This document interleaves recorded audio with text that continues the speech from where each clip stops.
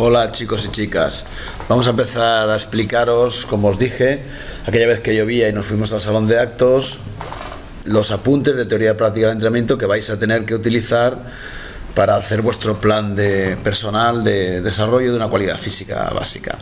Aquí los tenéis, mirad. Empezamos por el síndrome general de adaptación, que tenéis que saber qué es. Ha sido descubierto, se descubrió por un canadiense que se llamaba Hans Selye y que definió para las partes, trabajando con un laboratorio con ratas, le sometía a estrés y definía las fases de ese mecanismo, de ese proceso de adaptación al estrés.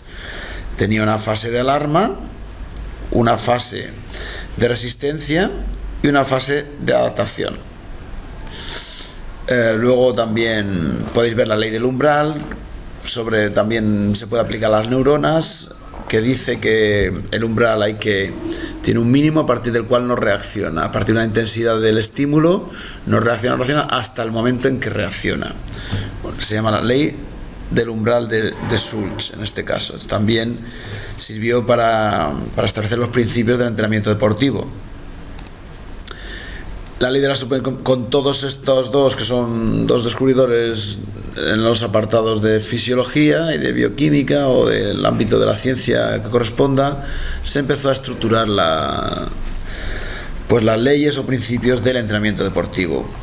Aquí tenemos la ley de la supercompensación. A muchos estímulos repetidos, la adaptación, si se hace en una gradación e intensidad adecuadas, se va adaptando y se va supercompensando. Entonces el nivel de condición física o de entrenamiento del individuo empieza a crecer a lo largo de la temporada.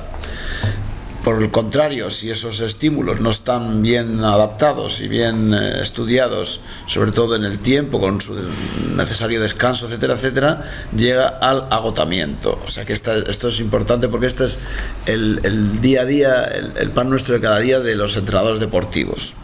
El manejar estas cargas, poniéndolas con una distancia adecuada unas de otras, a unas intensidades, para conseguir justo antes del entrenamiento la supercompensación, estar en un pico de forma, un pico de estado de forma.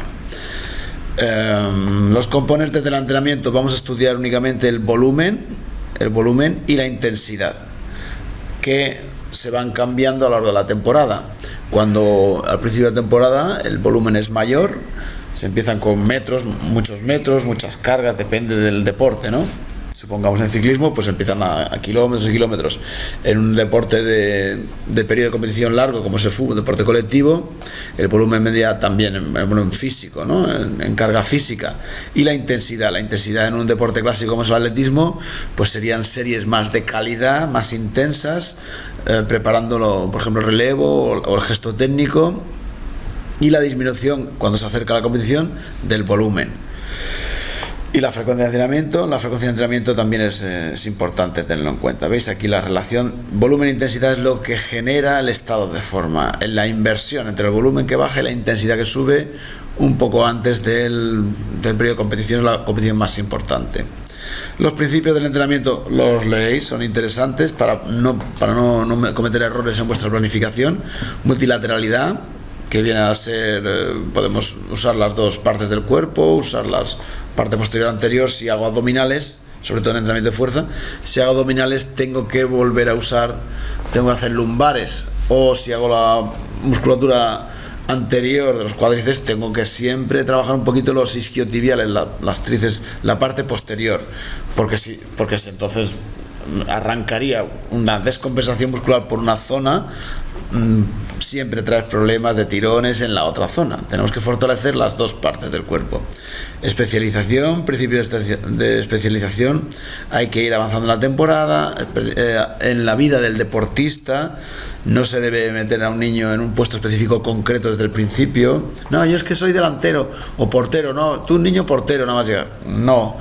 Hay que hacer un entrenamiento generalista para todos los puestos específicos, para todas las especialidades, y en un momento dado ver las cualidades de ese deportista para ir indicándole hacia dónde tiene que dirigirse. Individualización, parecido al otro, os lo podéis imaginar. Buscar la herencia, buscar la especificidad o el talento de esa persona. Principio de especificidad. establece que existe una adaptación, tenemos que ser hacia especificidad hacia a lo largo de la temporada hacia ese tipo de esfuerzo, ese tipo de metabolismo, etcétera, etcétera, de variedad, principio de continuidad, de la acción inversa. Bueno, estos no son muy importantes. Calentamiento y la vuelta a la calma, bueno, pues más que un principio es como las normas de la sesión de educación física o de entrenamiento. No se puede empezar al 100%, hay que calentar, como ya vimos para qué servía todo esto. Y la carga y el descanso, esto es importante. El descanso se le llama el entrenamiento invisible. Es muy importante las fases de descanso porque ahí es donde se produce la compensación. Aquí tenéis una tabla de referencia y la progresión, el principio de progresión. Todos estos principios son lógicos, se les pone nombre y ya está. Este apartado, si queréis, lo leéis.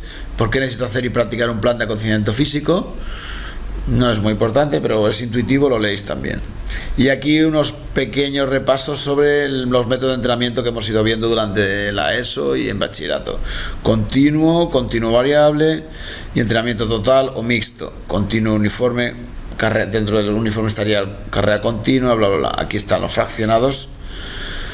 Dentro, decía, del uniforme estaría el Farlek.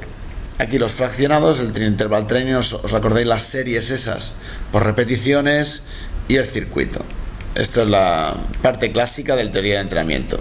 Aquí lo tenéis más definidos. La flexibilidad, métodos activos, pasivos, estiramiento, stretching, rebotes, balanceos, etcétera, etcétera. Los que podéis imaginar y hemos practicado durante todos estos años. Y entrenamiento de la fuerza, bueno, pues autocargas, entrenamientos con aparatos y entrenamiento por parejas. Aparatos sencillos, claro, aquí no se incluye la sala de musculación, etcétera, etcétera. ¿Por qué es interesante? ¿Por qué solo se dice, diréis, falta la velocidad? Sí, pero estas son las cualidades físicas básicas asociadas a la salud, que son la resistencia, la fuerza resistencia, no esta fuerza que te hincha y puede ser incluso mala para la salud. Y la flexibilidad. Esas son las cualidades físicas asociadas a la salud. La velocidad está asociada al rendimiento, como ya decíamos aquella vez en clase. Bueno, pues nada, repasáis esto, lo veis y a partir de esta información podéis hacer el trabajo, ¿vale? Espero que os vaya bien. Ante cualquier duda, no dudéis en preguntármela.